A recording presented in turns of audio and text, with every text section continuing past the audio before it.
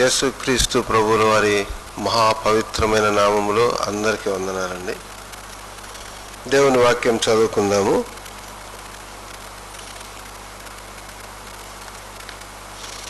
యెజ్రా గ్రంథము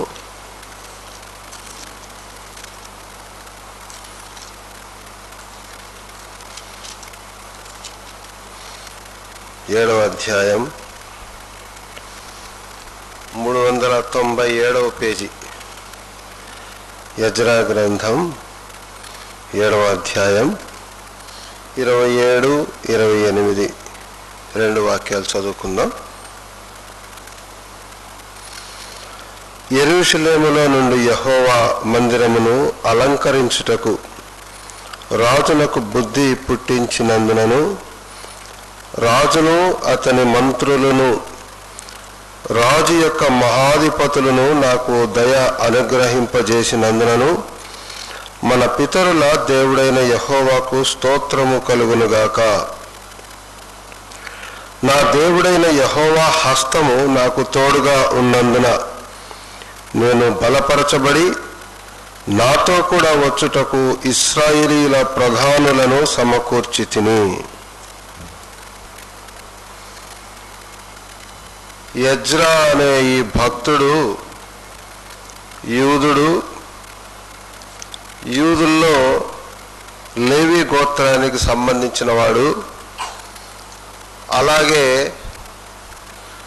ఆయన అహరోను సంతతికి సంబంధించినటువంటి వ్యక్తి. ఆ జీనియాలజీ అంతా చూస్తే ఫీనెహాసు అలా వస్తే ఈయన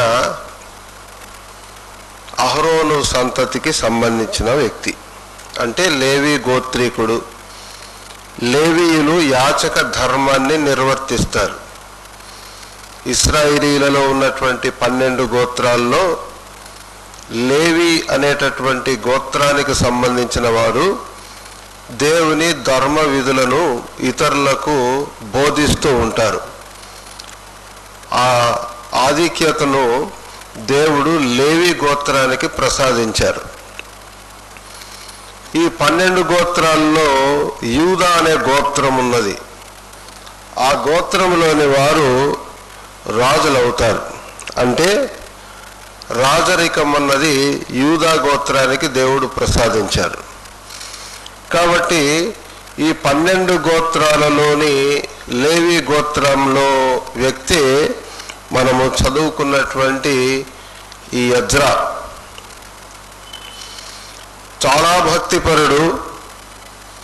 కాకతాళీయంగా తనకు వారి పితరుల ద్వారా ఇది నాకు అనుగ్రహించబడిందని ఒక ట్రెడిషనల్గా సాంప్రదాయబద్ధంగా చేయడు, కానీ ఆత్మీయముగా ఈ ధర్మశాస్త్రాన్ని ఆయన చక్కగా పఠించి దాన్ని బాగా ఆకళింపు చేసుకొని దేవుని ధర్మశాస్త్రాన్ని ఆయన తన మదిలో ఉంచుకొని ఎప్పుడూ తన చేతుల్లో ధర్మశాస్త్రాన్ని పట్టుకొని తిరుగుతూ దేవుని ధర్మశాస్త్రాన్ని ఇశ్రాయేలీయులందరికీ ప్రకటిస్తూ ఉండే పని చేస్తూ ఉంటాడు యెజ్రా.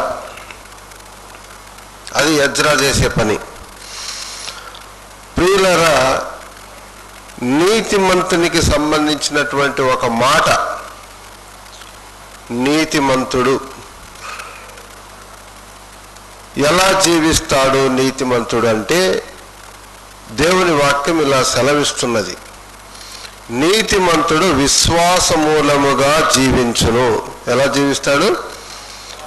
నీతిమంతుడు విశ్వాసమూలముగా జీవిస్తాడు. అది దేవుని వాక్యం. భక్తిహీనుడి విషయానికి వస్తే, భక్తిహీనుడు ఎంతో ప్రబలియుండుట నేను చూచి తిని, అయితే ఒకడు ఆ దారిన పోయి చూస్తే వాడు లేకపోయాడని దేవుని వాక్యం సెలవిస్తున్నది. భక్తిహీనుడికి కలిగిన ధన సమృద్ధి ఎంత గొప్పదైనా నీతిమంతునికి కలిగిన కొంచెము శ్రేష్టమైనదని కూడా దేవుని వాక్యము సెలవిస్తున్నది.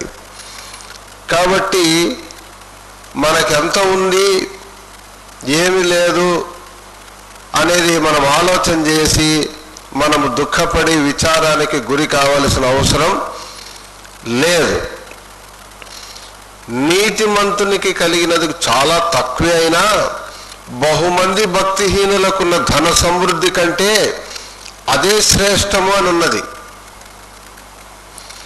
కాబట్టి నీతిమత్వాన్ని మనకు ప్రసాదించిన వారు ఎవరంటే సాక్షాత్తు దేవుడే.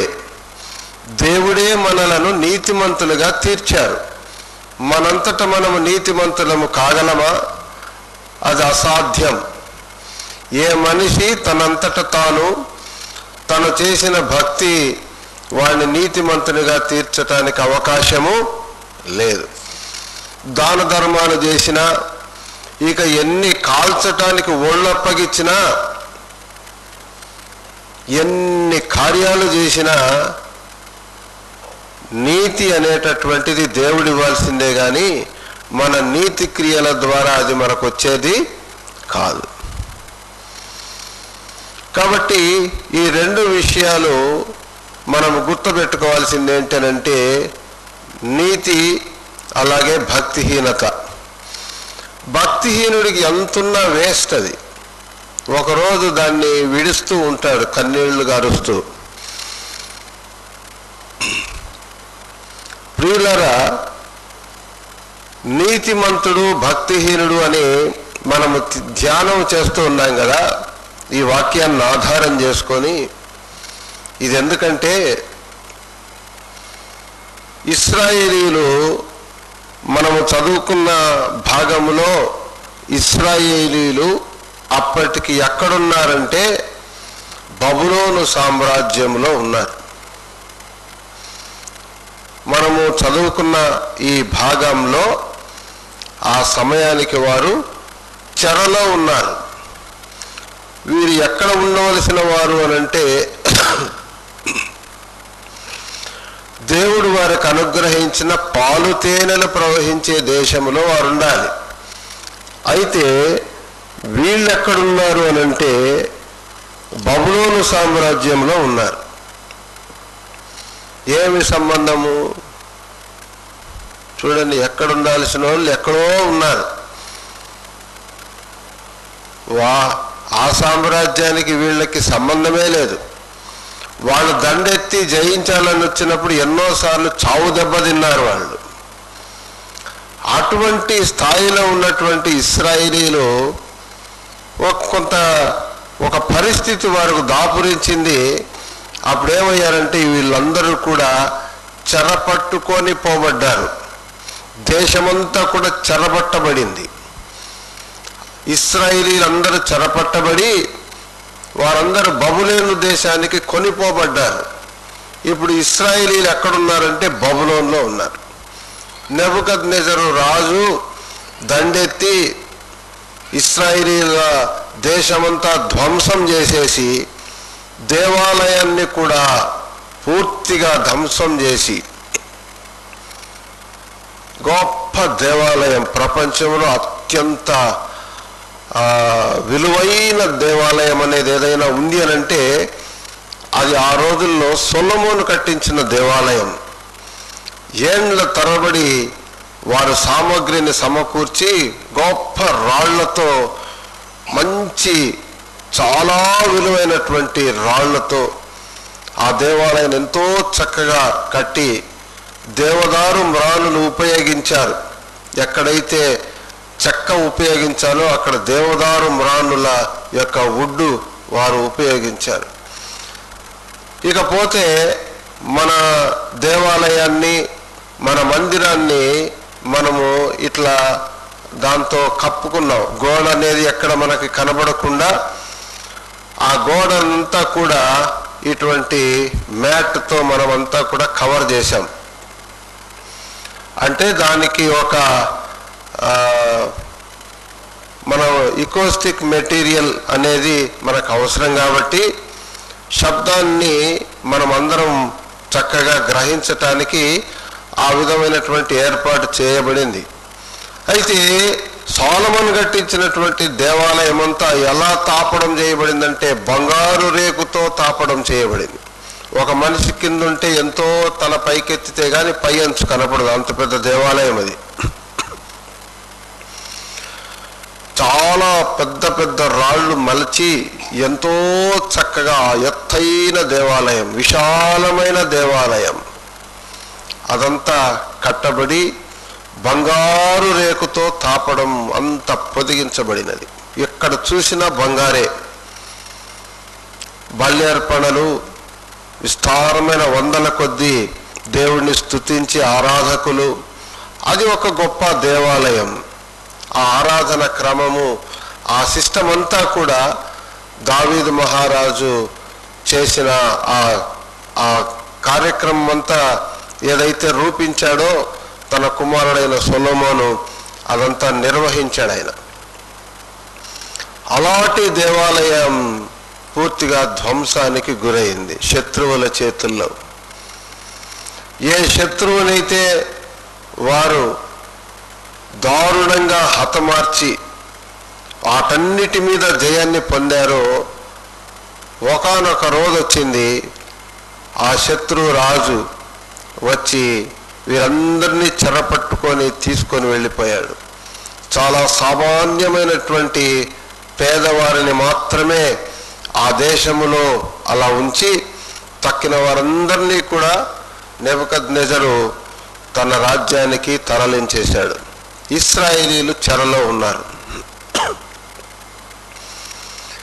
దీనికంతటికీ కారణం ఏంటి? What was the very cause of this terrible disaster and the drastic situation that these Israelites were going through? భయంకరమైన పరిస్థితులు వాళ్ళు ఎదుర్కొన్నారో చూడండి.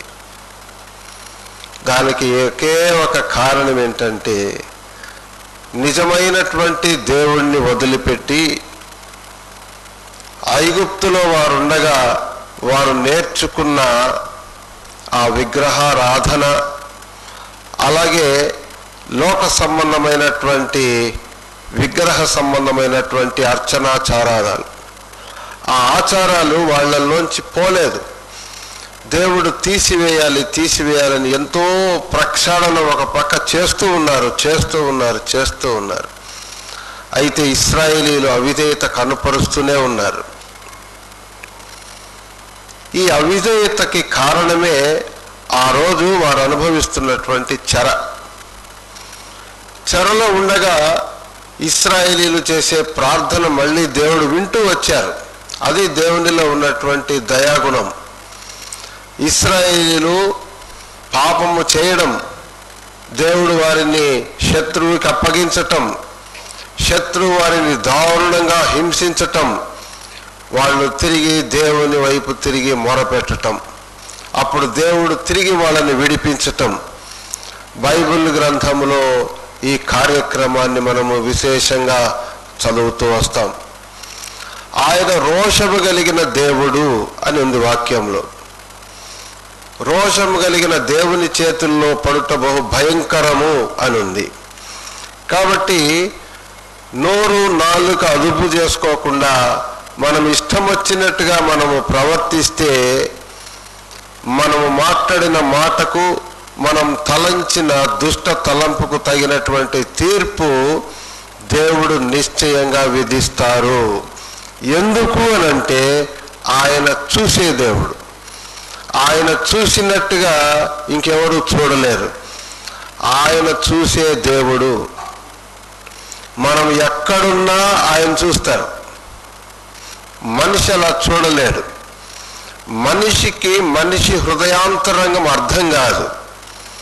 మనిషి దలుచుకున్నట్టుగా మాట్లాడతాడు, వ్యవహరిస్తాడు, దూషిస్తాడు.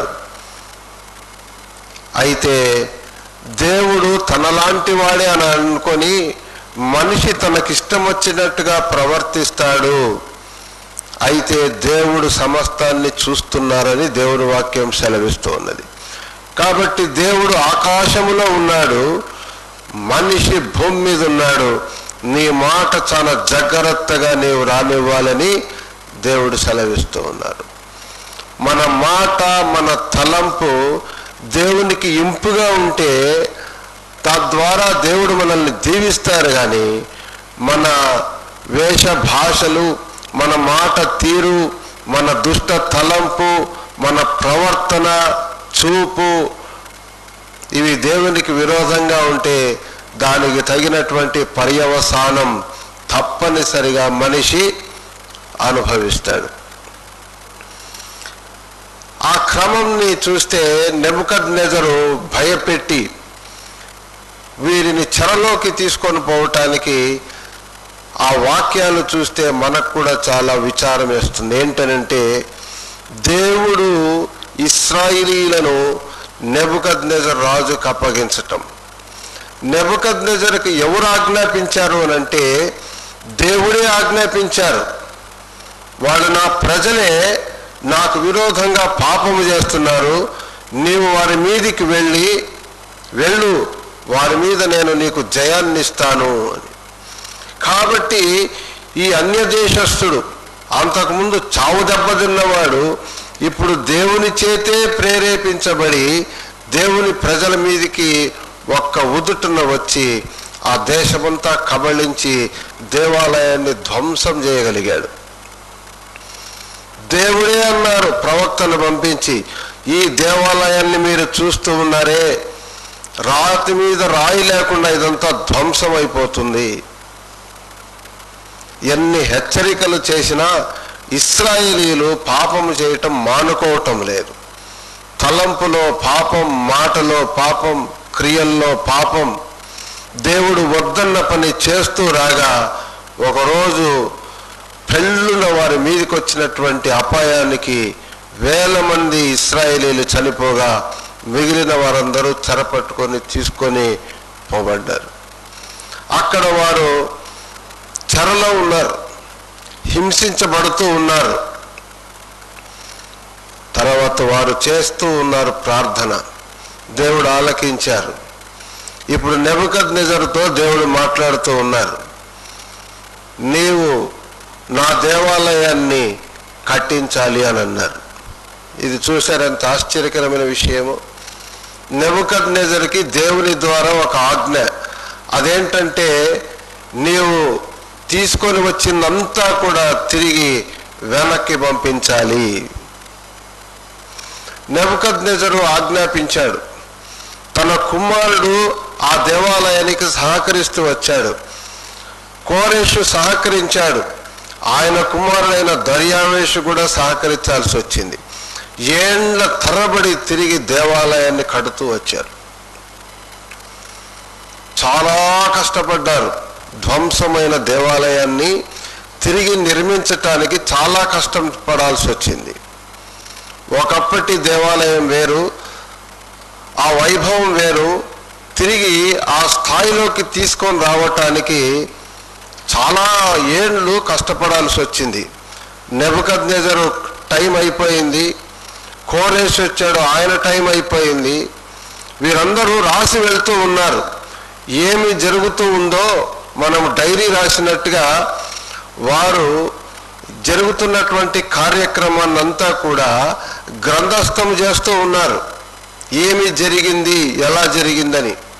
మనం ఏదన్నా చిన్న మీటింగ్ జరిగితే మినిట్స్ రాసుకుంటాం కదా, అఫీషియల్గా ఏదైనా అఫీషియల్ ప్రోగ్రామ్ ఉంటే మినిట్స్ అని అన్నీ రాసుకుంటాం. అలా ఇక్కడంతా కూడా గ్రంథస్థం చేయబడింది దేవాలయం యొక్క ధ్వంసం. ఆ తర్వాత దేవుడు నెబుకద్నెజరుతో మాట్లాడడం, ఆయన తీసుకున్న నిర్ణయం. ఆ తర్వాత కోరెషుకు దేవుడు ఆజ్ఞాపించారు. ఆయన చేసిన పనులన్నీ, ఆయన ఇచ్చిన ఆజ్ఞలన్నీ కూడా అందులో పొందుపరిచారు. దర్యావేషు వచ్చాడు. దర్యావేషు కూడా చాలా చక్కగా సహకరిస్తున్నాడు. ఎలా సహకరిస్తున్నాడో ఓసారి మనం చదువుకుందాం, చూడండి.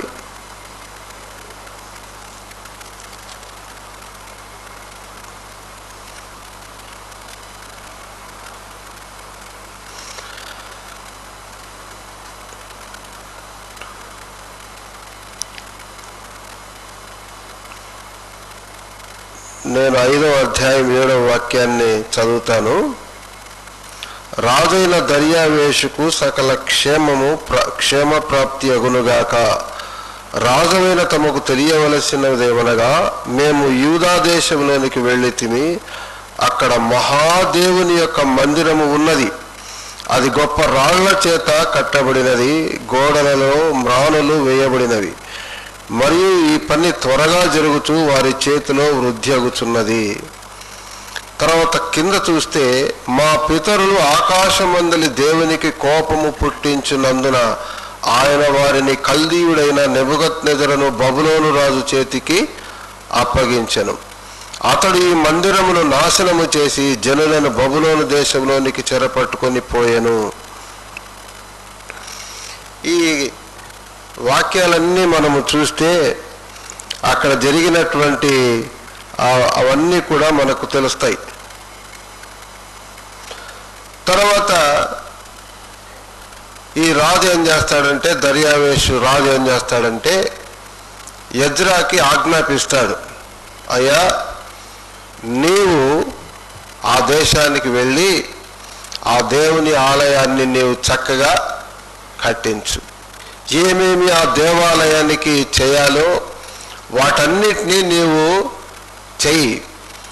నీ ప్రజలు ఎవరైతే ఉన్నారో, ఇశ్రాయేలీలు ఎవరైతే ఈ దేశంలో మిగిలి ఉన్నారో వారందరూ కూడా నీతో పాటు వెళ్ళిపోవచ్చు.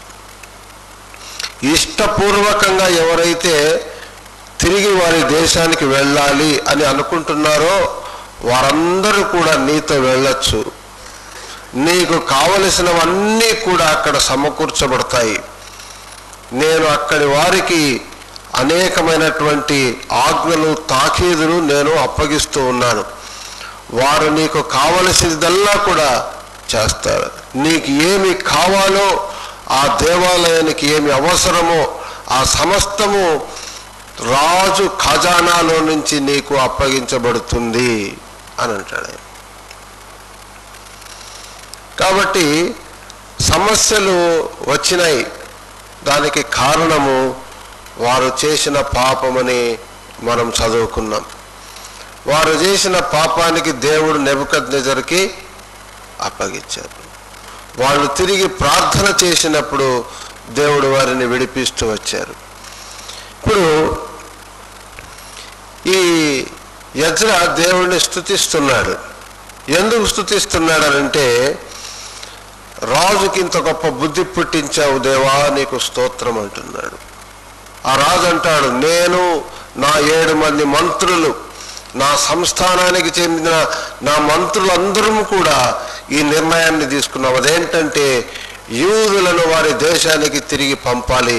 అక్కడ దేవాలయము కట్టబడాలి, అక్కడ తిరిగి బలులు ప్రారంభించబడాలి, అక్కడ తిరిగి ప్రార్థన ప్రారంభించబడాలి. కాబట్టి మీరు వెళ్ళండి. అందుకు ఈయన స్తుతిస్తాడు. యెరూషలేములో నుండి యెహోవా మందిరమును అలంకరించుటకు రాజులకు బుద్ధి పుట్టించినందునను రాజును అతని మంత్రులను రాజు యొక్క మహాధిపతులను నాకు దయ అనుగ్రహింపు చేసినందునను మన పితరుల దేవుడైన యెహోవాకు స్తోత్రము కలుగునుగాక. ప్రియులారా, దేవుని ఆలయాన్ని ప్రేమించే ఎజ్రా ఆయన ఎంతగా దేవుణ్ణి స్తుతిస్తున్నాడో మనం గమనించగలం. అలాగే నా దేవుడైన యెహోవా హస్తము నాకు తోడుగా ఉన్నందున నేను బలపరచబడి నాతో కూడా వచ్చుటకు ఇశ్రాయేలీల ప్రధానులను సమకూర్చితిని.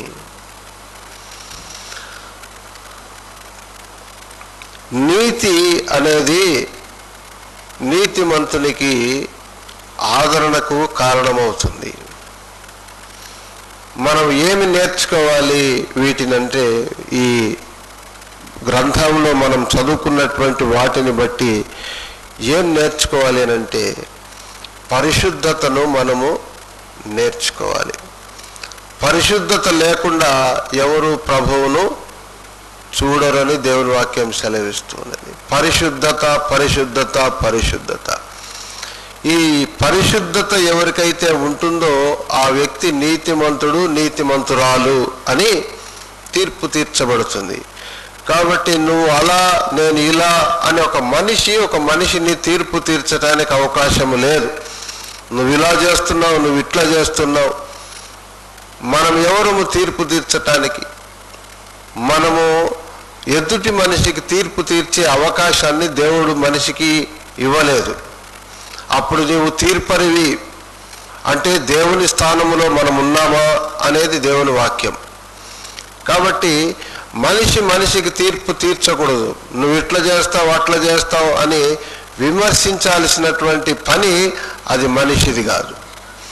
మనకి ఎవరైనా అన్యాయం చేస్తే ఆ అన్యాయాన్ని మనకేమి చేయాలి అని అంటే దేవుని వాక్యం మనకేం సెలవిస్తూ ఉందంటే అన్యాయానికి మనం గురైనప్పుడు మనం ఏం చేయాలంటే దాన్ని దేవుని హస్తాలకు అప్పగించుకోవాలి అని. ఎందుకు? తీర్పు తీర్చుట నా పని, నేనే ప్రతిఫలం ఇస్తాను అని అన్నారు. తీర్పు తీర్చే పని ఎవరిది? అది దేవునిది. ఒకవేళ నీ వ్యాజ్యం బహు తీవ్రమైనదైతే, నీకు చాలా కష్టం వస్తే, శత్రు సంబంధమైనటువంటి దాడి అంత దారుణంగా నీ మీదికి ఏదైనా అక్రమంగా ఏదైనా నీ మీదికి దాడి జరిగితే దాన్ని కూడా మనం ఏం చేయాలనంటే దేవునికే అప్పగించుకోవాలి.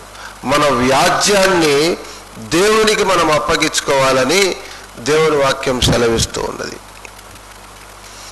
పగ తీర్చుట నా పని, నేనే ప్రతిఫలం ఇస్తానన్నారు దేవుడు. ఎవరు చేయాలి ప్రతిఫలం అంటే? దేవుడు చేయాలి. మన సొంత నిర్ణయం తీసుకున్నామనుకో, దాని ద్వారా మనకు వచ్చేది ఏంటి అంటే నష్టము తప్ప, కష్టము తప్ప ఆశీర్వాదం అనేది మనకు రాదు. ఎందుకంటే దేవుని వాక్యం ఏం సెలవిస్తుందట? నాకు వేరుగా ఉండి మీరు ఏం చేయలేం. మనం దేవునికి విరోధంగా చేసే నిర్ణయాల ద్వారా మన కష్టం మరింత ప్రబలుతుంది, కానీ అది తగ్గే ప్రసక్తే లేదు. కాబట్టి దేవుణ్ణి మనం ఏ విధంగా మనము గోజాడాలి, ప్రార్థించి విజయం సాధించాలంటే ఇక్కడ యెజ్రా అదే చేస్తాడు. ఆయనకి కష్టం వచ్చినప్పుడు దేవుని సన్నిధిలో ఉదయం నుంచి సాయంత్రం వరకు దేవుని సన్నిధిలో దుమ్ము ధూళి తల మీద పోసుకొని ఆయన కూర్చున్నాడు. ప్రభా నాకు జవాబివ్వు ప్రభా అని. ఆ తర్వాత నెమ్మది నొందినటువంటి వాడై దేవుని కార్యాలు చేయటానికి ఆయన పూనుకుంటూ వచ్చాడు. కాబట్టి మనము చేయాల్సిన పని ఏంటంటే మనకు వచ్చినటువంటి కష్టాన్ని బట్టి మన స్వంత నిర్ణయాలు మనము తీసుకోవటానికి అవకాశం ఇవ్వకూడదు. అది మనకు మంచిది కాదు, మనకు అది క్షేమకరమైనటువంటిది కాదు. ప్రియులారా, ఇక్కడ యెజ్రా ఒక విషయాన్ని బట్టి చాలా బాధపడతాడు. అదేంటంటే ఇశ్రాయేల్ దేశానికి వస్తాడు, అన్నీ సెటిలైట్ చేస్తాడు, బాగా అన్నీ సెటిలైట్ చేస్తాడు. ఆయన చేయాల్సినటువంటి కార్యక్రమాలన్నీ కూడా చాలా చక్కగా చేస్తాడు. అప్పుడు ఆయన ప్రశాంతంగా ఉండి ఇక దేవుని ధర్మశాస్త్రాన్ని ఇశ్రాయేలీయులకు బోధిస్తూ ఆయన తన దైవ సంబంధమైనటువంటి ఆ బాధ్యతను నిర్వర్తించేటటువంటి ఆ క్రమంలో ఆయనకి ఒక మాట వినబడుతుంది. అదేంటనంటే మనలో ఉన్నటువంటి ఇశ్రాయేలీయులకు పెద్దలైన వారు ఎంతో దారుణంగా తప్పిపోయి అన్యులకు సంబంధించినటువంటి వివాహాలు చేసుకుంటూ ఉన్నారు. అన్యులను వివాహము చేసుకున్నారు. ఇశ్రాయేలీయులకు అంటే కుమార్తెను అన్య దేశానికి సంబంధించిన ఈ కుమార్తెకు అల్లుడిని అన్యుల్లోంచి తెచ్చుకోవటం, లేదా కుమారుడికి అవతల దేశానికి సంబంధించిన ఒక కోడలను తెచ్చుకోవటం, ఇవన్నీ విషయాలు ఆయనకు తెలిసినప్పుడు వారి కుమార్తెను పెళ్లి చేసుకొనుచు, ఇక్కడ చూడండి 9వ అధ్యాయంలో వారి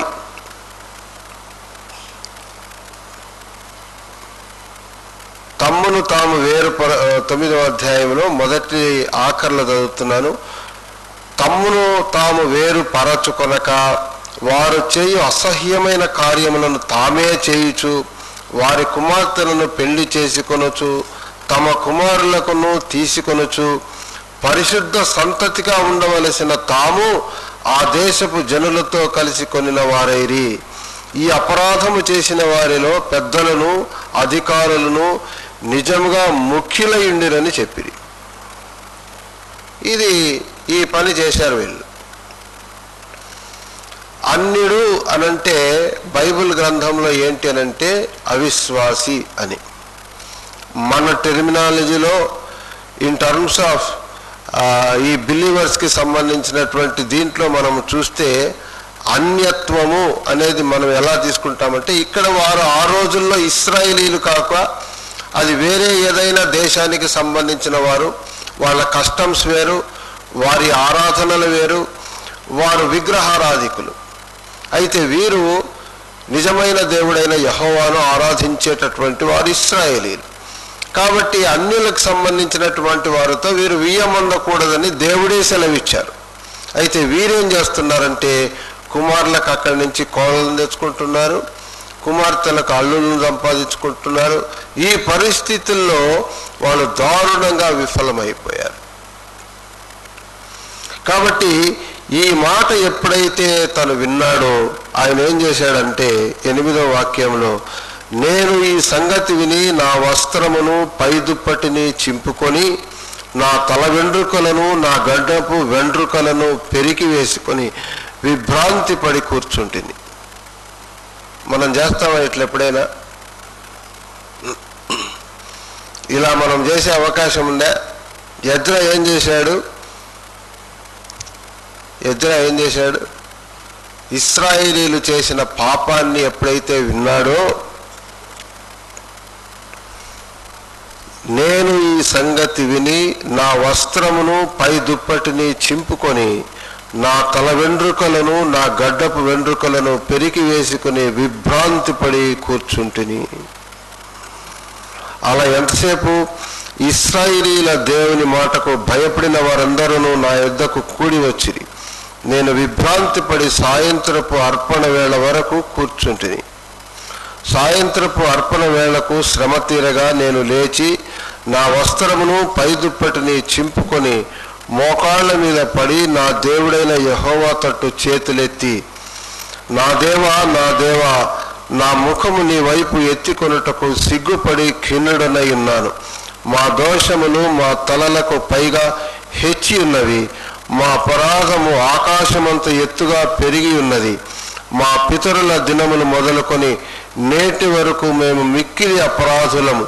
మా దోషములను బట్టి మేమును మా రాజులను మా యాజకులను అన్యదేశముల రాజుల వశమునకును ఖడ్గమునకును చెరకును దోపునకును నేటి దినమునున్నట్లు అప్పగింపబడుట చేత మిగుల సిగ్గునొందిన వారమైతిమి. ఇలా ఎప్పుడైనా మనం దుఃఖపడ్డామా?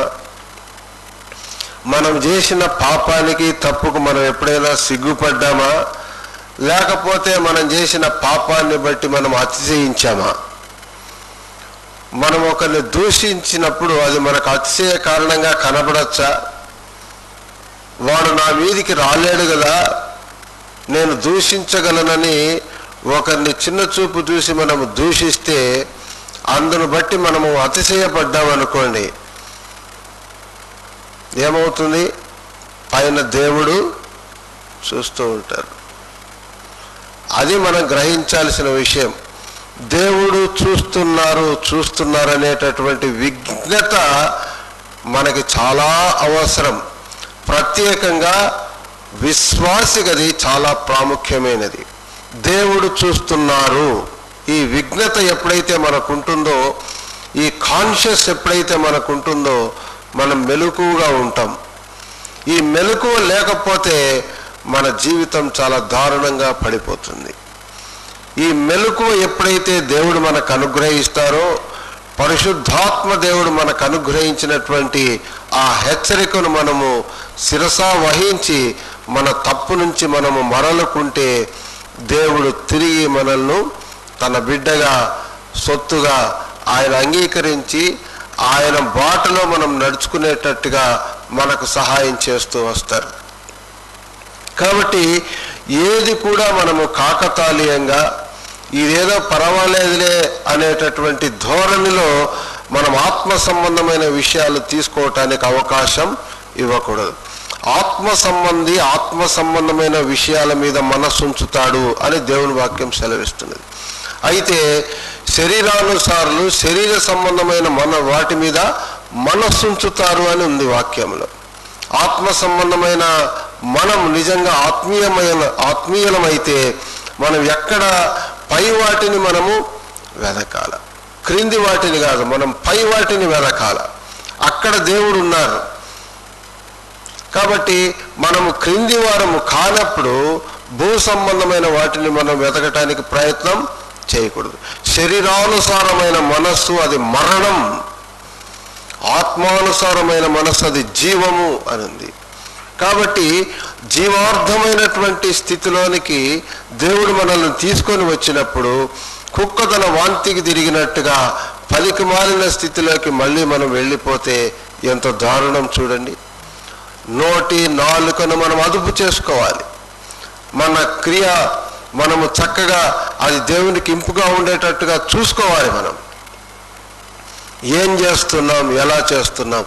ఒకవేళ పాపము చేసితిమా దేవుని సన్నిధిలో ఇలా పశ్చాత్తాపడి దాన్ని వదిలిపెట్టాలి.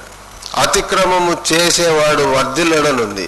అయితే వాటిని ఒప్పుకొని విడిచిపెడితే అటువంటి వ్యక్తి కనికరింపబడతాడని దేవుని వాక్యం సెలవిస్తుంది. అతిక్రమాలు దాచిపెట్టుకోకూడదు, వాటిని ఒప్పుకొని విడిచిపెట్టేసేయాలి. అంతటితో ఇక దాన్ని మనం కంటిన్యూ చేయకూడదు, వదిలేసేయాలి. అది మనకు ఆశీర్వాదకరం. మన ధోరణి మారాలి. మనము విశ్వాస సహితమైన జీవితాన్ని జీవించాలి.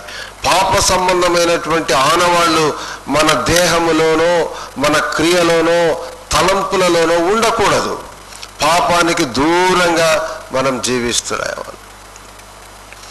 శరీరానుసారులు ఎలా ఉంటారు అని అంటే గల్తీలకు రాసిన పత్రిక 5వ అధ్యాయాన్ని మనం చూస్తే ఆ లిస్ట్ ఉంటుంది.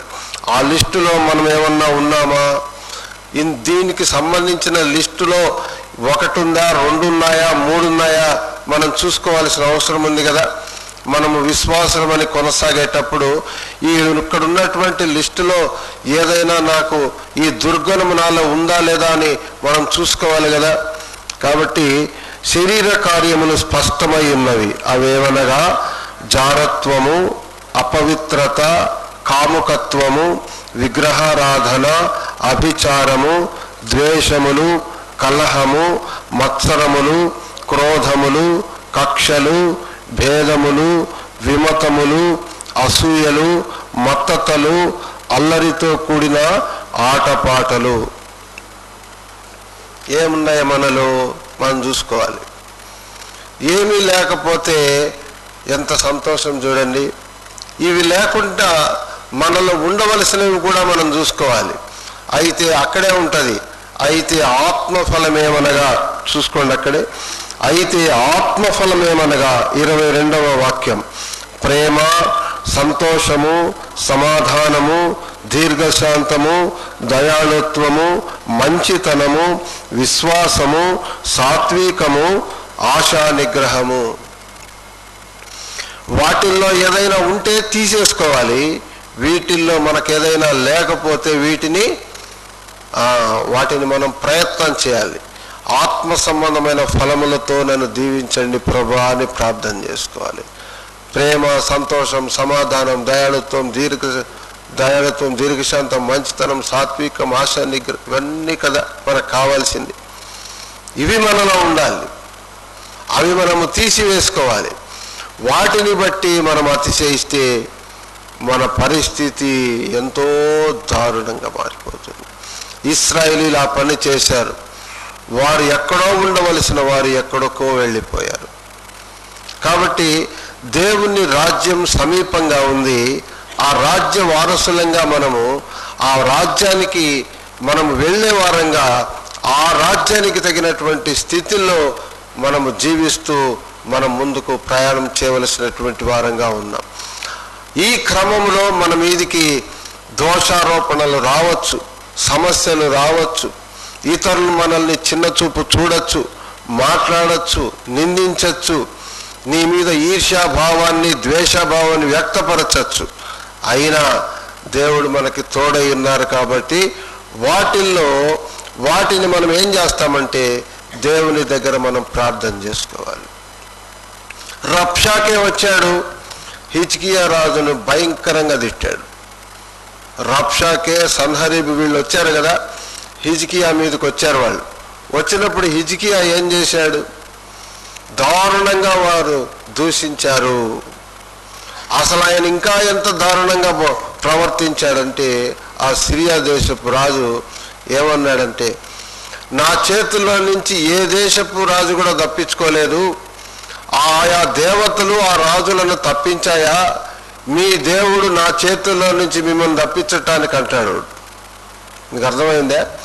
నేను అనేక మంది దేశాల మీదకి దండెత్తాను, నా పితరులు కూడా దండెత్తి వెళ్ళారు, మేము వెళ్ళిన ఏ దేశాన్నైనా కూడా మేము జయించాము, ఆ దేశపు దేవతలను వాళ్ళను రక్షించలేదు, మీ దేవుడు నా చేతుల్లో నుంచి మిమ్మల్ని రక్షింపగలడా?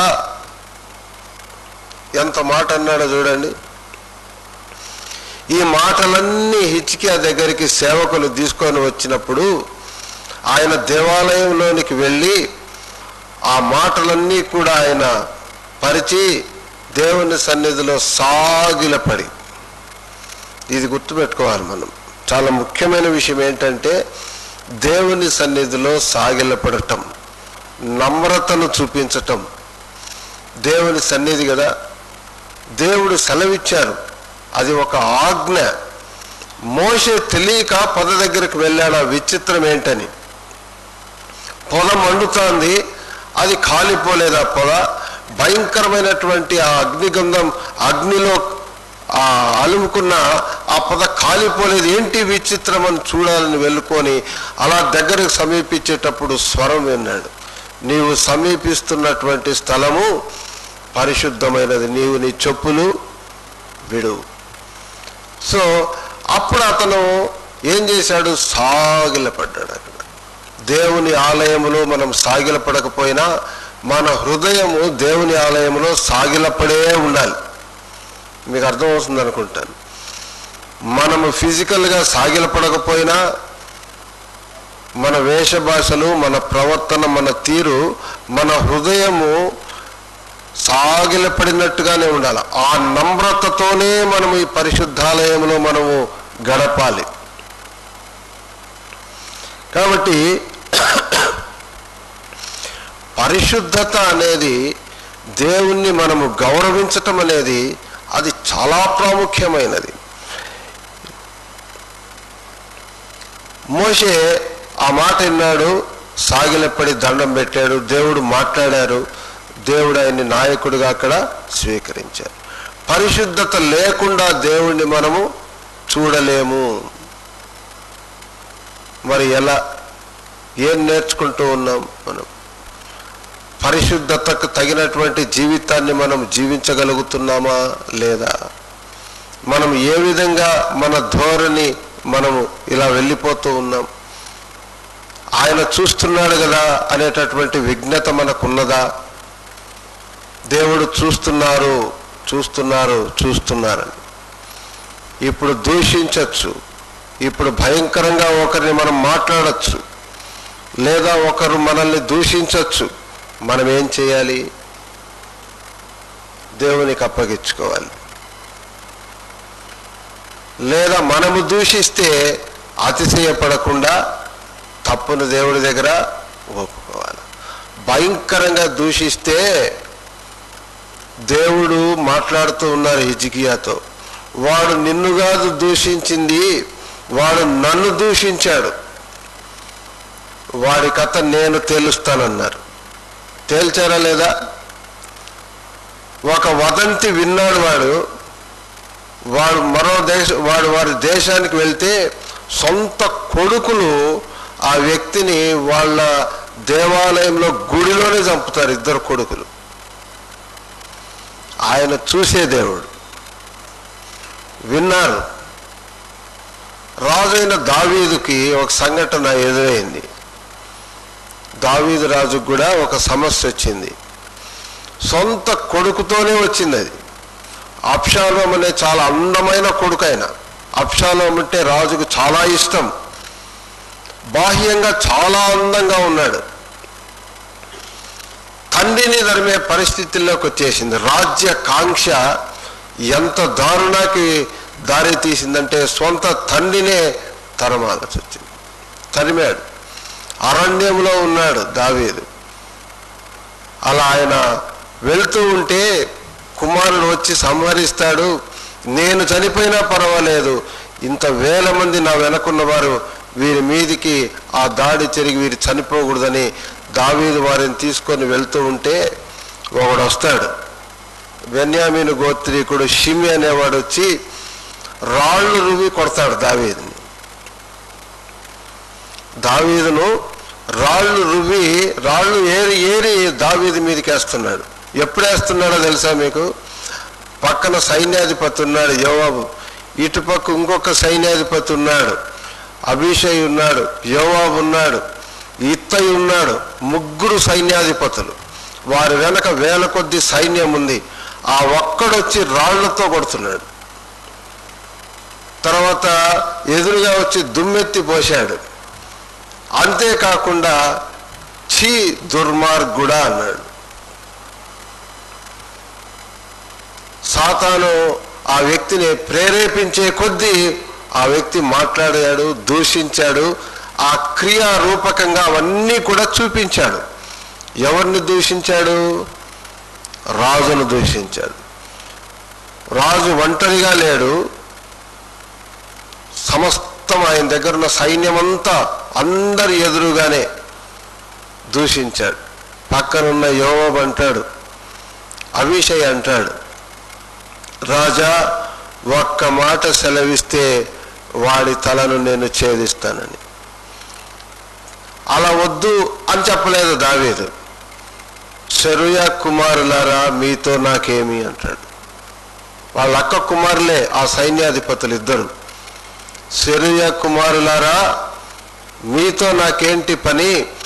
దేవుడు ఈ పరిస్థితులు నాకు తీసుకొని వచ్చినప్పుడు వాడు దూషించటానికి వాడెంతటి వాడు, దేవుడే ఈ సమస్యను నాకు అనుమతి ఇచ్చినప్పుడు ఆ సమస్యను మనం ధ్యానించటం లేదు. ఎందుకు ఆయన ఆ మార్గంలో ఎందుకు వెళ్లాల్సి వచ్చింది, ఆ పరిస్థితుల గుండా ఎందుకు వెళ్లాల్సి వచ్చిందని మనం ధ్యానించటం లేదు. కానీ ఆ పరిస్థితిని మనము చూస్తూ ఉన్నాం. ఇప్పుడు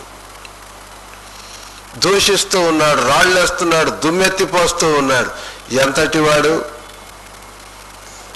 అప్పుడు అంటాడు దావీదు ఒక మాట అంటాడు, చాలా పదునైన ఆత్మ సంబంధమైన మాట, ఒక మాట మాట్లాడతాడు. ఇది చాలా ప్రాముఖ్యమైనది మన విశ్వాస జీవితానికి.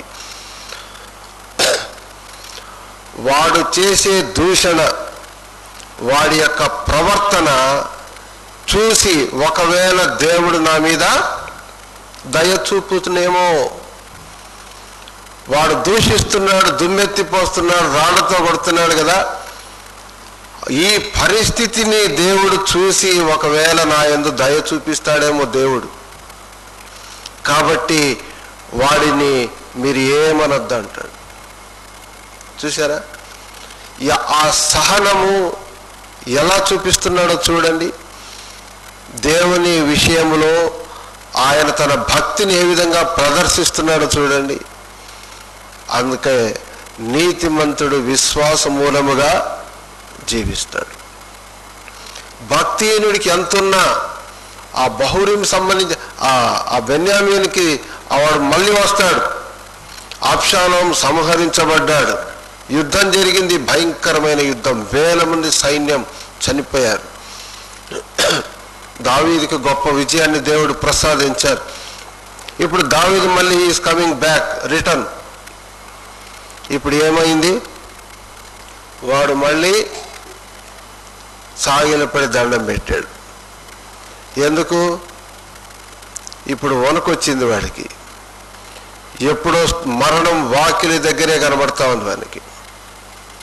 ఆ వ్యక్తికి ఎప్పుడైతే దావీదు ఓడిపోతాడు అని అనుకున్నాడు ఆయన, కుమారుడి చేతుల్లో ఓడిపోతాడు. ఎన్నో ఊహలైనకు, చాలా ధనవంతుడు, ఎన్నెన్నో ఊహించుకున్నాడు. భయంకరంగా అతిశయంతో దూషించాడు, ప్రవర్తించాడు. అయితే విజయం ఎవరికి వచ్చింది? నమ్రతగా దేవునికి తన్ను తాను అప్పగించుకున్న దావీదుకు దేవుడు విజయాన్ని ఇచ్చాడు. అరణ్యములో యుద్ధం జరిగింది. యుద్ధంలో గొప్ప విజయాన్ని దేవుడు దావీదుకి అనుగ్రహించాడు. ఇప్పుడు దావీదు రిటర్న్ వచ్చేటప్పుడు వాడు దండం పెట్టాడు. వేసేస్తామంటాడు. ఇప్పుడు వేసేస్తాం రాజా ప్రొద్దన్నారు. అయితే దావీదేమన్నాడు? ఈరోజు ఆ పని చేయకూడదు. ఇంత గొప్ప విజయాన్ని దేవుడు మనకు అనుగ్రహిస్తే దీంతో మనము సంతోషపడకూడదు. వాడిని వెళ్ళనివ్వండి. వాడు చేసిన పాపం వాడిని భయపెట్టింది. పాపం మనిషికి భయాన్ని కలుగజేస్తుంది. అయితే నీతిమంతుడికి దేవుడు ఆశ్రయము, ఆయన మనకు దుర్గం. మన వ్యాజ్యం ఆయనకు అప్పగించుకున్నప్పుడు అతిశయించే వాడిని దేవుడు అనుస్తారు. ఆయన అనపశక్తుడు. గాలి తుఫాన్ ఆయన ఎదుర్కోలేకపోయినాయి కదా. అయితే మనలాంటి దీనుడు మొరపెట్టినప్పుడు ఆయన ఆలకించారు. ఆ రోజుల్లో గుడ్డివాడు ఏ పాటివాడు అడుక్కుంటున్నాడు వీధుల్లో, దావీదు కుమారుడా నన్ను కరుణించన్నాడు. ఏమైంది? యేసుక్రీస్తు ప్రభువుకి ఎప్పుడైతే ఆ వ్యక్తి యొక్క కేక వినపడుద్దో ఆయన అడుగు ముందుకు పోలేదు. కారణం గ్రుడ్డివాని యొక్క చిన్న కేక. తుఫాన్లు అడ్డుకోలేకపోయినాయి, దయాలు వచ్చి సాగిలిపడి ఆయన ఏ శక్తి అడ్డుకుంటా చెప్పండి. అయితే నమ్రతతో కూడినటువంటి మన ప్రార్థన మొర, మనము సరైన జీవితాన్ని జీవిస్తే మన మీద అతిశయించే వారి యొక్క ఆ తీర్పు దేవుడు తీరుస్తాడు. కాబట్టి పాపానికి దూరంగా ఉందాం. దేవుడు మనకు చేసిన మేళను బట్టి స్తుతులు చెల్లిస్తాం. స్తుతి మనము ఎప్పుడు మర్చిపోకూడదు. దేవుడు మనకు మేలు చేసేవారు. మేలు అనుభవించినప్పుడు ఆయన మనం స్తుతించాలి. యజ్రా అదే చేశాడు. దేవా, ఇంత గొప్ప ఘనమైనటువంటి కార్యాన్ని నీవు చేసితివి. ఒకని ప్రవర్తన యెహోవాకు ప్రీతికరమగునప్పుడు ఆయన వాని శత్రువులను సహా వానికి మిత్రులుగా చేయును అని దేవుని వాక్యం. కాబట్టి రాజే ఏ శత్రువైతే చెరపట్టుకొని తీసుకొని వచ్చారో వాళ్ళ పితరులు, ఇప్పుడు అదే రాజు అంటున్నాడు, మీరు వెళ్ళండి, నా ఖజానాలో నుంచి ఆ మందిరం కట్టబడటానికి సమస్తం మీకు, ఆ మందిరంలో నుంచి తీసుకొని వచ్చిన ప్రతి వాల్యుయబుల్, ప్రతిదీ కూడా తిరిగి అక్కడికి చేర్చబడుతుంది లెక్కతో సహా. ఇంకా ఏదైనా అన్యాయంగా ఏదైనా చేస్తే వాటికి ప్రతిఫలంగా నేను చేయవలసిందంతా కూడా నేను చేస్తాను. ఎవరు చేశారు ఇది? దేవుడు బుద్ధి పుట్టించారు. దేవుడు ఆ వ్యక్తి యొక్క మనస్సును మార్చారు. మారిపోయింది, పరిస్థితులన్నీ మారిపోయినాయి. చెరలో ఉన్నవారు విడుదల పొందారు. అందరూ కూడా యెరూషలేముకు చేరుకున్నారు. దేవాలయం కట్టబడింది, దేవుని ఆరాధన ప్రారంభించబడింది. అయితే అక్కడ మళ్ళీ ఒక పాపం అనేటటువంటిది గుర్తు చేసుకున్నప్పుడు ఆయన చాలా పశ్చాత్తాపడ్డాడు. మా వాళ్ళు చేసిన పాపం అని. తల్లిదండ్రులు అయినటువంటి వారు పిల్లలు చేసే పాపాన్ని బట్టి దేవుని సన్నిధిలో ప్రార్థన చేయాలి. తల్లిదండ్రులు ఏం చేయాలంటే, పిల్లలు పాపం చేస్తే ప్రార్థన చేసి క్రమశిక్షణ నేర్పించాలి తప్పితే వాడు చేసిన పనికి నువ్వు సంతోషపడి వాడిని ప్రోత్సహిస్తే రేపొద్దున వాడు మనకే తిరగబడే పరిస్థితులు వచ్చేస్తాయి. మన మీదకే తిరగబడతాడు. ఎవరు ఎక్కడ ఎలా ఉండాలో ఆ విధంగా మనము పిల్లలకు నేర్పిస్తే, మంచి నేర్పించాలి పిల్లలకు. చాలామంది ఇప్పుడు అది నేర్పించటం లేదు. వాడు నిన్ను కొట్టాడా, నువ్వు కొట్టు, నీకు చేత కాకపోతే నాకు చెప్పు, నేను వస్తాను, వాడు సంగతి చేస్తా అంటే అది కదా. కాబట్టి తల్లిదండ్రులు పిల్లలకు మంచి బోధ నేర్పించాలి. యజ్రా తన పిల్లలు కాదు, తన స్వజనులు చేసిన పాపాన్ని బట్టి గడ్డం పెరుక్కొని జుట్టు తీసుకొని ఆయన ఉదయం నుంచి సాయంత్రం వరకు దేవుని సన్నిధిలో పశ్చాత్తాపడ్డాడు. పశ్చాత్తాపము అనేది చాలా ప్రాముఖ్యమైనది. పశ్చాత్తాపం మనకి పరిశుద్ధతను అనుగ్రహిస్తుంది. పరిశుద్ధత లేకపోతే మనం ప్రభువుని చూడలేం. ఈ లోకములో మనకి రెండే మనం కోరుకోవాలి, ఒకటి పరిశుద్ధత, ఒకటి విశ్వాసం. ఈ యాత్రలో మనకు అవసరమైనవి ఇవి రెండే. ధనము కాదు మనకు ముఖ్యం. ఈ రెండు ఉంటే అన్నీ ఉన్నట్టే. దేవుని తోడుంటే సమస్తం ఉన్నట్టే. ఈ లోకములో నీవు నాకుంటే చాలు, ఇక నాకు ఏది అక్కర్లేదన్నాడు భక్తుడు. కాబట్టి యజ్రా స్తుతించాడు, మనం స్తుతిస్తాం. యజ్రా ప్రార్థన చేశాడు, మనం ప్రార్థన చేస్తాం. ఎక్కడ పడిపోయామో అక్కడ మనం ఒప్పుకుందాం. ఎక్కడైతే దేవుడు మనకు మేలు చేశారో అందును బట్టి మనము స్తుతించి కృతజ్ఞతాపూర్వకంగా ఈ పరిశుద్ధమైన యాత్రా జీవితాన్ని ప్రశాంతంగా గడుపుతాం. అట్టి కృప పరిశుద్ధాత్మ దేవుడు మనకు అనుగ్రహించుదురుగాక.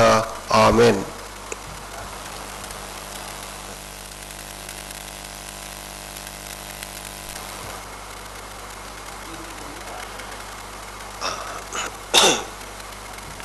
ప్రియులారా, పెద్దలు ప్రకటన చేయమంటున్నారు. అదేంటంటే జూమ్లో మనము కనెక్ట్ అవుతూ ఉంటాం కదా. మంగళవారం, బుధవారం, అలాగే శుక్ర శనివారాలు ఉదయం 5:30 నుండి 6:15 వరకు జూమ్లో మనము రెగ్యులర్గా కనెక్ట్ అవుతూ ఉంటాం. కాబట్టి అవి యథాప్రకారంగా జరుగుతాయి. వాటిల్లో కూడా మనం పాలు పొంది దేవుని ఆశీర్వాదాలు పొందుకుందాం. ప్రార్థన చేసుకుందాం. కృపగల ప్రభువా, మీ యొక్క మహాకృప చేత మీరు మా జీవితాల్లో చేసిన మేళ్ళు ఎన్నో, వాటన్నిటిని బట్టి మీకు స్తుతులు స్తోత్రములు చెల్లించుచున్నాం. ప్రభా, మా ఆయుష్కాలాన్ని పొడిగించి మీ సన్నిధిలో గడపటానికి మాకు సహాయం చేశారు. ఎన్నో కష్టాలు, నష్టాలు, వ్యాధి బాధలు, ఇరుకులు, ఇబ్బందులు, వేదన, దుఃఖము, నిట్టూర్పు, వీటన్నిటిలో కూడా వారమంతా మీ రెక్కల చాటున మమ్మలను భద్రపరిచి విడిపించి ఆదరణ కలిగించి స్వస్థతను ప్రసాదించి తిరిగి మీ సన్నిధిలోకి మమ్మల్ని నడిపించి మీ దైవికమైనటువంటి వాక్యాలు చదువుకొని ధ్యానించటానికి మా ఎడల చూపించిన మీ కృప మహోన్నతమైనదని మిమ్మల్ని స్తుతించుచున్నాం, కొనియాడుచున్నాం, ఘనపరుచుచున్నాం. ప్రభా, మీ యొక్క మహాకృపలో ఆనాడు మీ దాసుడైన యజ్రా ఏ విధంగా ప్రవర్తించాడో, నడుచుకున్నాడో, జీవించాడో ఆ జీవితాన్ని లోకములో మేము కూడా కలిగి ఉండి వ్యక్తిగతంగా మేము కుటుంబ నిర్వహణలో అలాగే బాహ్య సంబంధమైనటువంటి సంఘ సమాజ జీవితాల్లో యజ్రా వలె మేము జీవిస్తూ కుటుంబానికి క్షేమకరమైనటువంటి బోధన మేము చేస్తూ ఈ లోకంలో మీరు మాకు అనుగ్రహించినటువంటి పవిత్రమైన యాత్ర దయల ప్రభా మీకు ఇష్టమైనటువంటి రీతుల్లో మేము చేయగలుగునట్టుగా మమ్మల్ని బలపరచమని వేడుకుంటూ ఉన్నాం. తండ్రి, దయగలైనా మీ యొక్క మహాకృప చేత అనారోగ్యంతో బాధపడే వారందరికీ మీ దైవికమైన స్వస్థత, ఆరోగ్యాన్ని ప్రసాదించండి. మీ క్షేమము, శాంతి, సంతోష, సమాధానములను, ఆయురారోగ్య సంపదలను ఈ వారమంతా కూడా మాకు ప్రసాదించి మీ దీవెనలతో నైనా మమ్మలను దీవించి ఆశీర్వదించి నెమ్మదిగా మమ్మలను క్షేమంగా ఇంటికి నడిపించుదురని, తిరిగి మీ సన్నిధిలో జరిగే ప్రతి కూడికకు మేము చేరి వచ్చి నైనా మీ హెచ్చరికలు మేము పొందుతూ ఆ రీతిగా మేము నడుచుకోవటానికి మాకు సహాయం చేయదురని కృపగల మీ హస్తములకు అప్పగించుకుంటూ మీ ప్రియ కుమారుడును, మా రక్షకుడును, మా విమోచకుడును నైనా యేసుక్రీస్తు ప్రభువుల వారి మహాపవిత్రమైన నామములో మిమ్మల్ని స్తుతించి అతి వినయంతో బ్రతిమలాడి వేడుకొని చుట్టినాం తండ్రి. ఆమెన్. ఇంతటితో ఈ కూడిక ముగిసింది. అందరికీ ప్రేమ వందనాలండి.